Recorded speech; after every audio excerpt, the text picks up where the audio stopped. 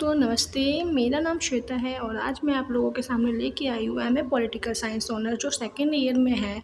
उनके पास ये सब्जेक्ट है MGPE 007 non violence movement after Gandhi. ये इग्नू से जो स्टूडेंट कर रहे हैं उनके पास तो सेम कोड है, बाकी ये SOL के स्टूडेंट के सिलेबस में भी है ये बुक। तो मैं उस बुक के मोस्ट इम्पोर्टेंट क्वेश्चंस लेके आई हूँ, वो भी आंसर्स के साथ और कोड लैंग्वेज में, मतलब हिंदी और इंग्लिश दोनों में। मैं हिंदी में पढ़ाऊँगी बट साथ में इंग्लिश भी रीड करूँगी। एंड मैंने पता है कैसे क्वेश्चंस का आंसर दिया है। जैसे हमें अपने पेपर में आंसर को रिप्रेजेंट करना चाहिए ना, कि जैसे क्वेश्चन रीड करने के बाद अब हम आंसर्स लिखते हैं तो आंसर में सबसे पहले हमें इंट्रोडक्शन देना होता है ना। तो पहले मैंने इंट्रोडक्शन दिया है, फिर कोई की पॉइंट्स जो है, जैसे हम आगे जो भी चीज़ मेंशन करने वाले हैं मिडिल पार्ट में, तो उसके की पॉइंट्स लिखेंगे छोटे छोटे, है ना। और उन की पॉइंट्स को डिफ़ाइन करेंगे पॉइंट्स में, दो चार लाइन की पॉइंट्स में, मतलब ज़्यादा बड़े बड़े पैराग्राफ में लिखेंगे, पॉइंट्स में डिफाइन करेंगे। और फिर सब कुछ करने के बाद लास्ट में कंक्लूजन, जिसे निष्कर्ष कहते हैं, वो देंगे। ऐसे करते हैं हम अपना आंसर। सेम मैं इसी पैटर्न में आपके लिए क्वेश्चन आंसर लेके आई हूँ, जो कि मोस्ट इम्पोर्टेंट है एग्ज़ाम के पर्सपेक्टिव से, क्योंकि ये जो है MA सेकेंड ईयर के स्टूडेंट के बच्चों का जो है ना, ये मैंने प्रीवियस ईयर क्वेश्चन पेपर के बेसिस पे ये क्वेश्चन पेपर रेडी किया है। चलो हम आगे बढ़ते हैं, ठीक है। तो फर्स्ट क्वेश्चन जो है वो है explain the relevance of non violence in contemporary society, मतलब समकालीन समाज में जो है अहिंसा की प्रासंगिकता पर प्रकाश डालिए। ठीक है, तो सबसे पहले जो है हम आंसर की तरफ बढ़ते हैं। तो बेसिकली जो भी हम आंसर स्टार्ट करते हैं उसमें हम सबसे पहले इंट्रोडक्शन देते हैं, क्योंकि इंट्रोडक्शन देने से जो हमारा इंप्रेशन है वो एग्जामिनर के सामने बहुत अच्छा पड़ता है। तो सबसे पहले हम इंट्रोडक्शन देंगे कि अहिंसा क्या होता है, क्योंकि क्वेश्चन में हमसे यही पूछा है ना कि अहिंसा की प्रासंगिकता क्या है, रेलेवेंस क्या है आज के समय में। क्योंकि समकालीन का मतलब होता है एट प्रेजेंट, अभी का जो दौर चल रहा है हमारे समय उसमें, ठीक है। तो हम पहले अहिंसा का मतलब समझते हैं। Non violence is not just a absence of physical violence but a protective way to life rooted in compassion, truth and justice. मतलब ये है कि नॉन वायलेंस सिर्फ ये नहीं है कि जो हम लड़ाई नहीं करते, अहिंसा नहीं करते, बल्कि ये भी है कि जो भी रियलिटी चल रही है, जो भी जस्टिस न्याय वगैरह चल रहा है, उसके लिए हम किसी भी तरीके का वायलेंस यूज़ नहीं करते, ठीक है। In the past Gandhian era, its just relevance has grown in the context of communal disharmony, terrorism and global conflict। जो गांधी युग के टाइम के बाद जो है ना, ये सिद्धांत बहुत ज़्यादा प्रासंगिक हो गया है। क्यों? क्योंकि आज के ज़माने में आतंकवाद चल रहा है, सामाजिक तनाव चल रहा है। आप अभी देख ही रहे हो, इजराइल ईरान का वॉर चल रहा है, गाज़ा का वॉर चल रहा है, सबके बीच में कॉन्फ्लिक्ट्स हो रहे हैं। तो जो भी वैश्विक संघर्ष बढ़ रहे हैं ना, उसके बीच में अहिंसा बहुत प्रासंगिक हो गया है। अहिंसा मतलब यही होता है कि बिना खून खराबे के किसी चीज़ को हासिल करना, जो कि गांधी जी ने किया था। भारत को आज़ादी अहिंसा के आधार पर ही मिला है, ये ना भूलिए आप लोग, ठीक है। तो सबसे पहले हमने इंट्रोडक्शन दे दिया। अब हम क्या करेंगे, अब हम की पॉइंट्स जो होंगे उसको आप फ्लावर पॉट्स वगैरह, या फिर जैसे होता है ना बीच में लिख दिया कोई टॉपिक और उसके बाद यहाँ पे ऐसे ऐसे पॉइंट्स लिख दो। क्या, जैसे एक नैतिक दर्शन, एक में नैतिक दर्शन लिख दोगे, एक में गांधी सिद्धांत लिख दोगे, है ना, एक में शांतिपूर्ण प्रतिरोध है ना, तो वो लिख दोगे। ऐसे ये सारी चीज़ें इसमें लिखोगे और इसके बाद 1 बाय 1 करके इन सब चीज़ों को डीपली डिफाइन करेंगे। ओके, कैसे? तो हम सबसे पहले चलते हैं कि जो अहिंसा है अभी के टाइम पे ये कैसे रिलेवेंस है, तो इस बात को हम अपने आंसर के थ्रू बताएंगे। तो फर्स्ट पॉइंट होगा नैतिक दर्शन, फिलोसफी। ये मानव गरिमा और नैतिक उत्तरदायित्व को बढ़ाता है। मतलब कैसे? क्योंकि हम सब जानते हैं, फिलोसफी सबको पता है, नैतिक दर्शन जो अच्छी चीज़ों की बात करता है कि यहाँ हमें लड़ाई नहीं करना चाहिए, हमें अच्छी चीज़ों का साथ देना चाहिए, तो वो चीज़ बता रहा है ये, ठीक है। जो नेक्स्ट पॉइंट है वो ये है कि गांधीवादी सिद्धांत, इससे अमेरिका का सिविल राइट्स आंदोलन, दक्षिण अफ्रीका में रंग भेद की विरोधी संघर्ष और अन्ना हजारे का लोकपाल आंदोलन प्रेरित हुआ।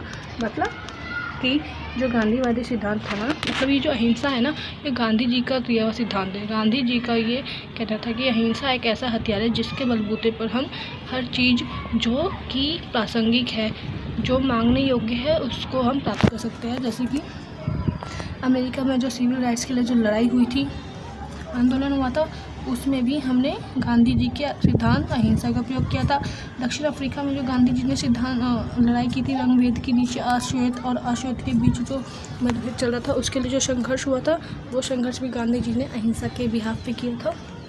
और जो अन्ना हजारे ने दिल्ली में किया था लोकपाल आंदोलन, उन्होंने भी अहिंसा के आधार पर किया था भूख आंदोलन। भूख मतलब भूखा रहकर कहते हैं ना, तो हड़ताल है ना वो। और सेकंड चीज़ क्या है, शांतिपूर्ण प्रतिरोध। किसान आंदोलन, पर्यावरण आंदोलन, छात्र आंदोलन ने अहिंसक तरीकों को अपनाया।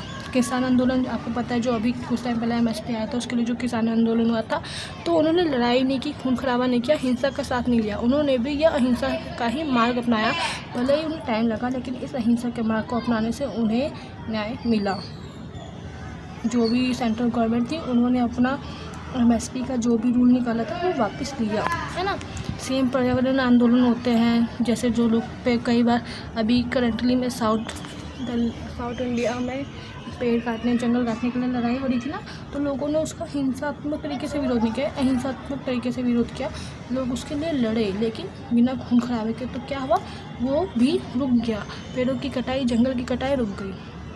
ऐसे ही जो छात्र आंदोलन होते हैं, जैसे बिहार वगैरह में होते हैं, या फिर कभी एग्ज़ाम लीक हो जाता है तो होते हैं, तो वो भी अहिंसक तरीके से करते हैं। हाँ, कई बार जब लिमिट्स बढ़ जाती है तो वो लोग ट्रेन जलाने या हिंसक तरीका अपना लेते हैं, लेकिन अहिंसक तरीका ऐसा है जिससे हम किसी भी चीज़ को प्राप्त कर सकते हैं। सॉरी गाइस, बैकग्राउंड नॉइज़ पे मत जाना, क्योंकि मेरे पास माइक नहीं है, तो बैकग्राउंड का नॉइज़ थोड़ा सा आएगा ही। अब जो है, हमने ये 3 से 4 चीज़ हम डिफ़ाइन कर देंगे, जिसमें हमने जो है मेन 3 चीज़, नैतिक दर्शन, गांधीवादी सिद्धांत और शांतिपूर्ण प्रतिरोध को डिफ़ाइन कर दिया है। अब जो है, हम अहिंसा का थोड़ा सा डेफिनेशन बता देते हैं कि क्या होता है अहिंसा। According to Gandhi, Ahisma is the greatest force at the disposal of mankind.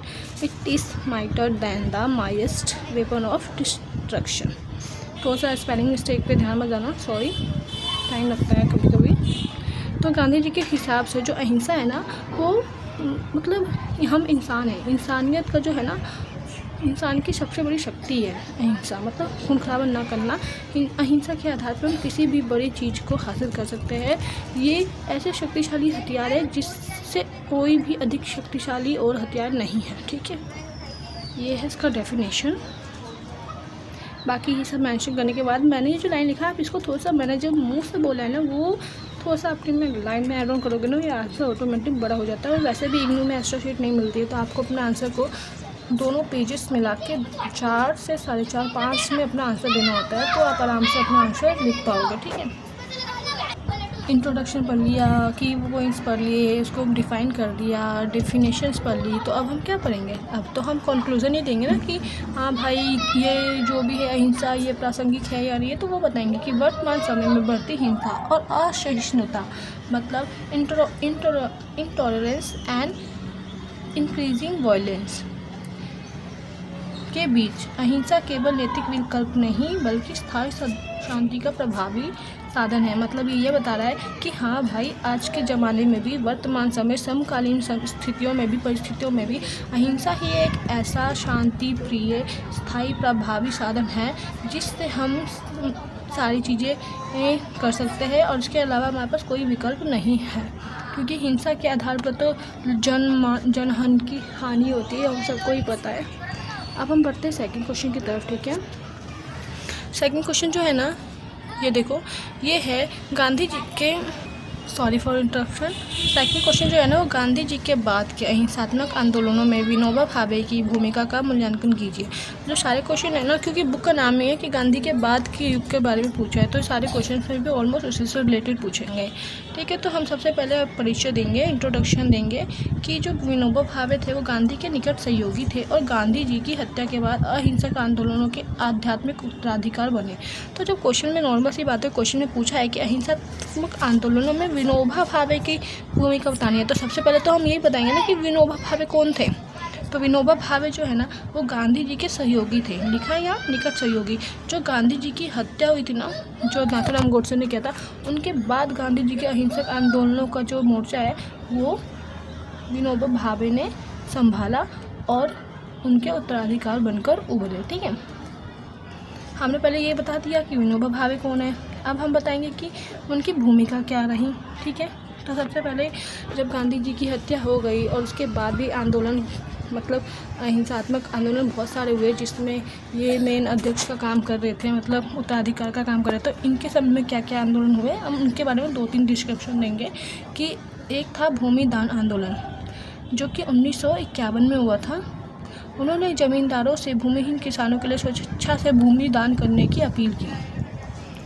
इसमें जो है ना, ये भूमिदान आंदोलन जो हुआ था 1951 में, इसमें ये था कि जो ज़मींदार लोग थे जिनके पास बहुत सारी ज़मीन थी, उन लोगों से जो है विनोबा भावे ने ये इच्छा प्रकट की थी, ये रिक्वेस्ट की थी कि वो अपनी इच्छा से जो भूमिहीन किसान हैं, जिनके पास भूमि नहीं है, जिनके पास ज़मीन नहीं है, जो गरीब है, उनको भूमि दान करते, ताकि वो उस भूमि पर खेती करके अपने परिवार का पालन पोषण कर सके।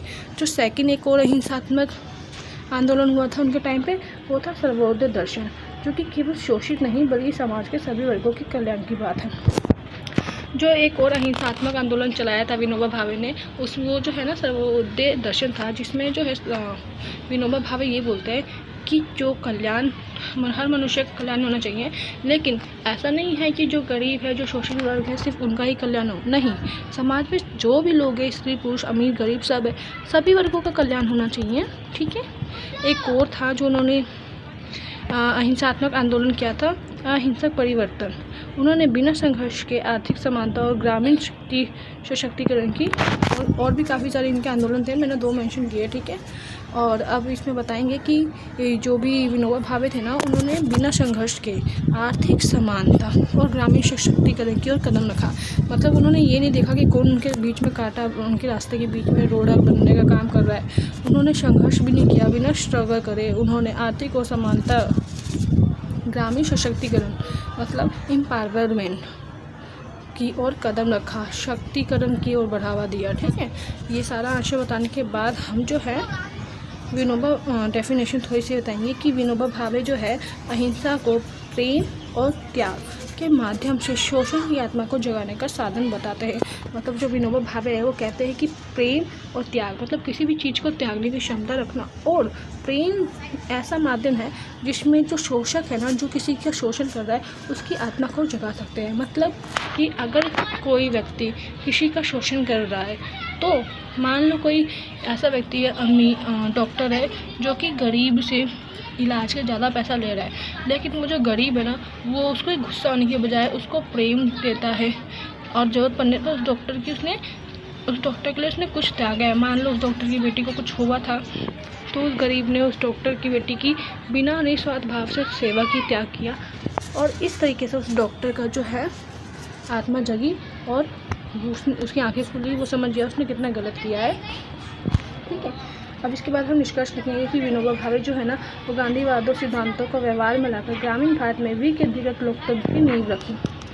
जो विनोबा भावे थे, जो कि गांधी जी के उत्तराधिकार थे, उन्होंने ना गांधीवादी सिद्धांतों मतलब अहिंसा के सिद्धांत को व्यवहार में लाकर मतलब लगातार यूज़ करके ग्रामीण भारत में विकेंद्रीकृत लोकतंत्र की नींव रखी।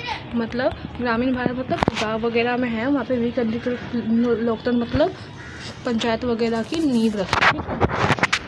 तो नेक्स्ट क्वेश्चन है ना, वो है what was the impact of JP Narayan total revolution movement. Jayaprakash Narayan के संपूर्ण क्रांति का क्या आंदोलन का प्रभाव बताइए। ठीक है, तो सबसे पहले हम ये बताएंगे कि जयप्रकाश नारायण कौन थे।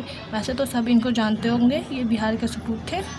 जयप्रकाश नारायण ने 1970 के दशक में इंदिरा गांधी के शासनकाल के दौरान बढ़ते राजनीतिक भ्रष्टाचार और तानाशाही के विरुद्ध संपूर्ण क्रांति की शुरुआत की थी। सबको पता है 1970 के टाइम इंदिरा गांधी के शासनकाल चल रहा था, और उन्होंने किस तरीके से इमरजेंसी घोषित किया था, सबको पता है आजकल कैसे घोषित किया था। तो उस समय जो था 1970 का दशक चल रहा था, तो उस टाइम जो भ्रष्टाचार हो रहा था ना, और तानाशाह शासक था कि इंदिरा गांधी ने रातों रात आपातकालीन घोषित करवा दी, बिना कोई मीटिंग बनाए, बिना कोई सिग्नेचर वगैरह करे। तो उस चीज़ के लिए उन्होंने विरोध किया। तो उसी को कहते हैं संपूर्ण क्रांति, जो कि जयप्रकाश नारायण जी के अकॉर्डिंग मतलब उनके छत्र छाया में चला था। ठीक है, जिसमें क्या डिमांड थी? बहुआयामी परिवर्तन, राजनीति, शिक्षा, अर्थव्यवस्था और नैतिक मूल्यों में सुधार की मांग की थी। जो जयप्रकाश नारायण था ना, जेपी जी का जो नारायण था, संपूर्ण क्रांति, उसमें जो जो डिमांड उठी थी अब हम वो बताएंगे की पॉइंट्स वगैरह मेन। कि जो सबसे पहले बहुआयामी परिवर्तन मतलब जो जेपी जी थे उन्होंने राजनीति, जो पॉलिटिक्स थी, जो घिनौनी पॉलिटिक्स, एजुकेशन और इकोनॉमिक्स में और नैतिक मूल्यों में सुधार की मांग की कि इन सब चीज़ों में सुधार होना चाहिए, यहाँ पर भ्रष्टाचार नहीं होना चाहिए। उन्होंने अहिंसक विरोध किया, जो जन आंदोलन उन्होंने चलाया था संपूर्ण क्रांति, उसमें बिल्कुल शांतिपूर्ण और गांधीवादी तरीक़ों से विरोध किया। मार काट, लड़ाई, हिंसा कुछ नहीं किया, जिसमें बड़ी मात्रा में छात्र भी शामिल हुए थे। ठीक है, आपातकाल और लोकतंत्र की बहाली, उन्होंने आपातकाल लगाया था 1970 के दशक में। तो ये आंदोलन आपातकाल को समाप्त करने और लोकतंत्र की पुनर्स्थापना में सहायक बना। मतलब उन्होंने आपातकाल के लिए लड़ाई किया कि आपातकाल लगाना सही नहीं है, कोई वैलिड रीज़न नहीं था, तो उसके लिए वापस से आपातकाल घोषित करने के लिए, आपातकाल हटाने के लिए और लोकतंत्र की बहाली के लिए उन्होंने ये आंदोलन किया था, जो कि हेल्पफुल रहा। ओके, नेक्स्ट जो है हम डेफिनेशन बताएंगे कि जो जेपी थे ना, उन्होंने संपूर्ण क्रांति को समाज, राजनीति और अर्थव्यवस्था का अहिंसक पुनर्रचना कहा। मतलब जो जेपी नारायण जी थे ना, उन्होंने संपूर्ण क्रांति जो की थी उसको उन्होंने समाज के लिए और राजनीति के लिए और अर्थव्यवस्था के लिए एक ऐसा पुनर्रचना कहा जिससे देश वापस उभरा, अपने पटरी पर आया। अब जो है हम यहाँ पे थोड़ा सा कंक्लूजन बताएंगे कि जो जेपी जी थे, जयप्रकाश नारायण, उनका जो आंदोलन था लोकतंत्र में लोगों का विश्वास पुनः जागृत करने में सफल रहा और इसने कई युवाओं को प्रेरित किया। मैंने आप लोगों को बताया था कि जो जेपी नारायण प्रकाश थे ना, उन्होंने जो आंदोलन किया था ना वो अहिंसात्मक किया था और यही रीज़न था कि देश काफ़ी सपोर्ट उनको मिला था। बिहार वगैरह के छात्रों ने बढ़ चढ़कर भागीदारी भी ली थी और इससे जो है लोगों का लोकतंत्र में वापस विश्वास बढ़ा, सफल हुआ, उनका आंदोलन एक तरीके से सफल हुआ, ये कह सकते हैं। Okay, so the next question में मूव करते हैं। नेक्स्ट क्वेश्चन है कि गांधी जी के बाद अहिंसात्मक आंदोलनों में महिलाओं की भूमिका बताइए। तो गांधी जी जब उनकी हत्या हो गई तो उनके बाद महिलाओं की भी भूमिका पूछी है कि महिलाओं का क्या रोल था अहिंसात्मक आंदोलन में। तो चलो सबसे पहले तो हम इंट्रोडक्शन देंगे कि women's have played a significant role in non violent struggle after Gandhi, after blending activism and compassion, care and resilience. This movement spanned various issues from environmental conservation to social justice. Okay? मतलब कि जब गांधी जी की हत्या हो गई तो गांधी जी के बाद जो है महिलाओं ने भी अहिंसात्मक आंदोलनों में अपनी बहुत प्रमुख भूमिका निभाई। वो लोग भी पीछे नहीं रहे। इन आंदोलनों में उन्होंने क्या किया? सहानुभूति, साहस, मतलब निडर रहे और अहिंसात्मक आंदोलन का नेतृत्व किया। उन्होंने ये साबित किया, परिचय दिया अपना कि महिलाएं किसी से कम नहीं है। अगर वो चाहे तो वो भी कोई भी मोर्चा संभाल सकती है, जैसे कि उन लोगों ने गांधी जी की हत्या के बाद संभाला। अब हम जो है की पॉइंट्स डिफाइन करेंगे कि जब गांधी जी की मृत्यु हो गई थी तो उसके बाद जो अहिंसात्मक आंदोलनों में महिलाओं की क्या भूमिका रही थी। तो सबसे पहले तो सबसे बड़ा है चिपको आंदोलन। जब चिपको आंदोलन हुआ था तब गांधी जी तो जीवित थे नहीं, तो जो महिलाओं का रोल था वो यहाँ पे मेन था कि जब 1973 में चिपको आंदोलन हुआ, जब गौड़ा देवी और अन्य ग्रामीण महिलाओं ने पेड़ों को बचाने के लिए उन्हें गले लगाकर अहिंसक विरोध किया। मतलब कुछ कारणों से पेड़ को काटने पड़ रहा था, जंगल को काटने का निर्देश दिया गया था। तब क्या किया था, वहाँ की जो महिलाएँ थी ना और गौड़ा देवी थी, उन्होंने ना पेड़ को ना काटने के लिए वो पेड़ से चिपक गए, एकदम गले लगा लिया जैसे इंसान को कोई गले लगाता है, और उनसे गले लगाकर चुपचाप खड़े हो गए ताकि पेड़ ना कटे और उनका ये आंदोलन सफल भी रहा। सेकंड आंदोलन कौन सा था? नर्मदा बचाओ आंदोलन, जो कि मेधा पाटकर जी थी ना, वो एक महिला है, ठीक है, उनके नेतृत्व में ये आंदोलन हुआ था। इसमें विस्थापन और पर्यावरण संरक्षण के मुद्दे को केंद्रित बना था। मतलब जब नर्मदा बचाओ आंदोलन है ना, ये इसलिए लड़ा गया था क्योंकि बांध परियोजना आई थी, तो उस बांध को हटाने की, वहाँ पे बांध बनाने के लिए भारी मात्राओं में गरीब लोगों को विस्थापन के लिए बोला गया और उनको कोई मतलब ऐसे अमाउंट भी नहीं दिया गया जो वैलिड हो। तो उस लिए मेधा पाटकर जी आगे आई और उन्होंने इसके लिए लड़ाई लड़ी, नर्मदा बचाओ आंदोलन, जिसमें वो लोग जो गरीब लोग हैं उनके विस्थापन के लिए लड़ाई लड़ती है और पर्यावरण को बचाने के लिए लड़ती है। ऐसे ही शराब विरोधी आंदोलन भी हुआ था जिसमें महिलाओं ने अपनी अहम भूमिका निभाई थी। कई राज्यों में महिलाओं ने अहिंसक विरोध के माध्यम से शराबबंदी की मांग की, जैसे कि हम आज भी देख सकते हैं कि बिहार में समय समय पर महिलाएं शराबबंदी की मांग करती है, क्योंकि वहाँ पर जहरीली शराबों से लोगों की मृत्यु हो जाती है और शराब के मामले में महिलाएं ही आगे आती है, वही आंदोलन छेड़ती है, तो शराबबंदी होता है। ठीक है, ये सारी चीज़ें तो हमने बता दी कि महिलाओं का क्या रोल था, उन्होंने कैसे नर्मदा बचाओ आंदोलन किया, चिपको आंदोलन किया, शराबबंदी का विरोध, शराब का विरोध किया। तो ये सब महिलाओं ने तो किया गांधी जी के बाद, हत्या के बाद। तो महिलाओं का भी रोल है ना, उनकी भी इम्पोर्टेंस है ना। तो वही बात पूछा गया है कि महिलाओं की भूमिका क्या है। तो महिलाओं की भूमिका आप बता सकते हो, इसके अलावा और भी बहुत सारे हैं, लेकिन मैंने आपको इतना बताया जितने में आप आंसर लिखो, आपको मार्क्स पूरे मिल जाए। अब हम कंक्लूजन बताएंगे कि हाँ भाई, महिलाओं की भागीदारी है। महिलाओं की भागीदारी में इन आंदोलनों को अधिक समावेशी, संवेदनशील और दीर्घकालिक रूप से प्रभावी बनाया गया। मतलब ये कि जो भी आंदोलन हुए थे ये दीर्घकालिक प्रभावी थे। कैसे? जब पेड़ों की कटाई के लिए महिलाएं आगे रुकी, तो उस आंदोलन से ये हुआ कि अगले आने फ्यूचर में भी आगे जब भी गवर्नमेंट पेड़ काटने की सोचती, जंगल काटने का सोचती, तो वो पहले 10 बार सोचती कि अगर वो पेड़ काटने के लिए आगे बढ़े तो लोग विरोध करेंगे, उनकी सत्ता हिल सकती है। तो ये हुआ ना दीर्घकालिक प्रभाव। तो इस तरीक़ों से महिलाओं का रोल रहा आफ्टर गांधी जी, अहिंसात्मक। ठीक है, ये है 5th क्वेश्चन कि गांधी जी के बाद अहिंसात्मक परंपरा में स्वाध्याय आंदोलन का योगदान क्या है, मतलब नॉन वायलेंस ट्रेडिशन। तो आगे बढ़ते हैं हम लोग। सबसे पहले तो हम इंट्रोडक्शन देंगे, है ना, कि जो पांडुरंग शास्त्री आठवले जी थे उनके द्वारा स्वाध्याय आंदोलन शुरू किया गया था, जो कि एक आध्यात्मिक सामाजिक प्रयोग है जो भक्ति, श्रम की गरिमा और आत्म सुधार पर आधारित है। तो हम सबसे पहले क्या बताएंगे कि जो क्वेश्चन पूछा है ना कि स्वाध्याय आंदोलन क्या है, तो हम वो बताएंगे कि जो स्वाध्याय आंदोलन है ना, ये पांडुरंग शास्त्री आठवले ने शुरू किया था, जिसका मेन मोटिव ये था कि लोगों में भक्ति की भावना जगाई जाए, आत्म सुधार किया जाए, मतलब लोग गंदी चीज़ों, अनैतिक कार्य ना करें और श्रम की गरिमा मतलब मेहनत की कीमत समझें। अब जो ये स्वाध्याय आंदोलन है इसका उसमें क्या रोल रहा, हम वो सारी चीज़ें बताएंगे की पॉइंट्स के थ्रू। ठीक है, आगे बढ़ते हैं।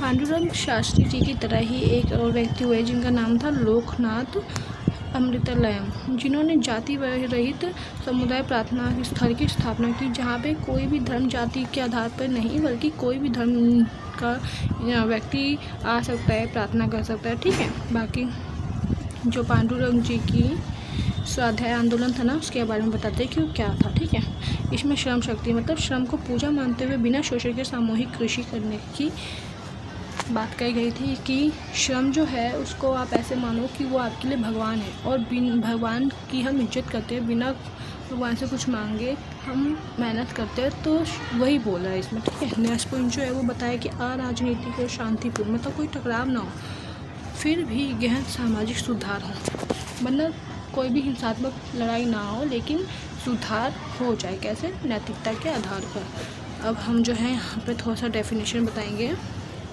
कि स्वाध्याय का अर्थ है कि स्वयं का अध्ययन, मतलब जो आध्यात्मिक और नैतिक जागरूकता की यात्रा हो। स्वाध्याय का मतलब यही है कि सबसे ये फर्स्ट लाइन में ही लिख देना आप। ठीक है, कि जो स्वाध्याय होता है ना इसका मतलब ये है कि हम स्वयं का अध्ययन करें, अपने अंदर झाँके, अपनी आध्यात्मिक और नैतिक चीज़ों को जागाए, अब बुरी चीज़ों पे ध्यान ना दे, नैतिक कार्य करें, है ना, मतलब स्वयं का अध्ययन करें, बेसिकली ये होता है। ओके, तो अब ये सारी चीज़ें जो है ना बता दिया, अब हम निष्कर्ष बताएंगे कि ये आंदोलन आंतरिक परिवर्तन और सामाजिक संरक्षणता पर आधारित रचनात्मक अहिंसा का उत्कृष्ट उदाहरण है।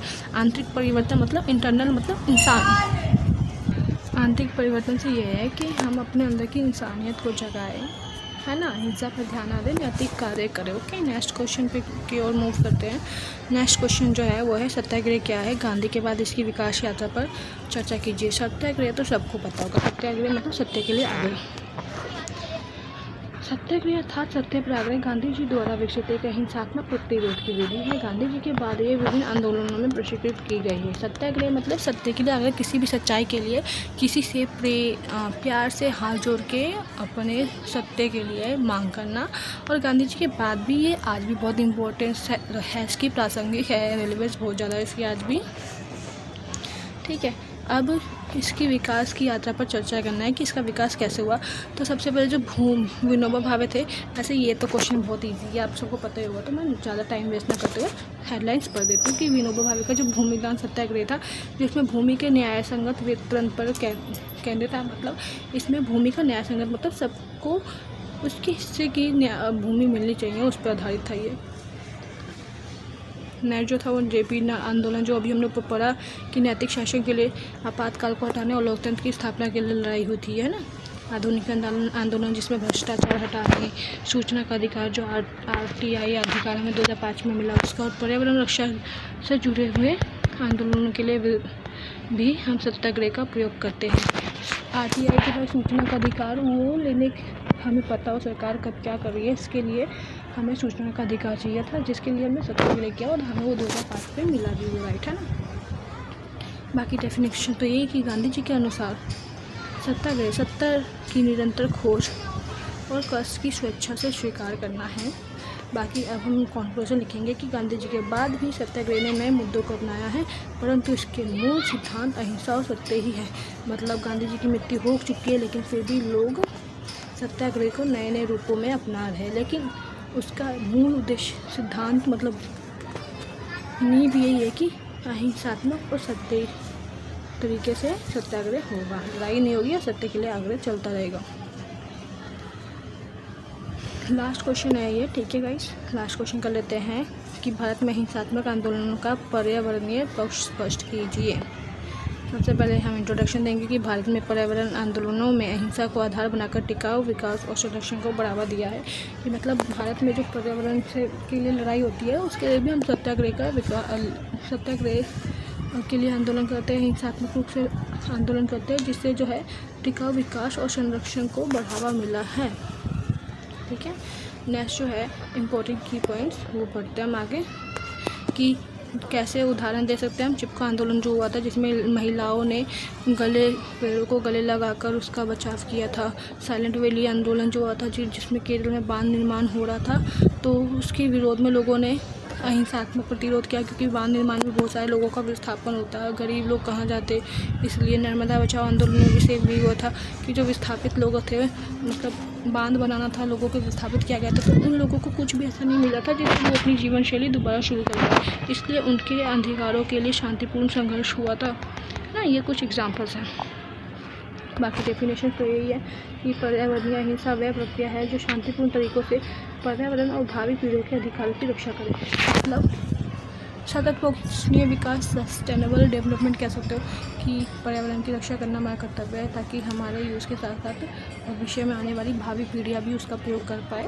बाकी हम निष्कर्ष बता देंगे कि अहिंसक पर्यावरणवाद नैतिक जागरूकता और पारिस्थितिक समझ का मेल है, जो गांधी के बाद भी सामाजिक बदलाव की धुरी बन चुका है।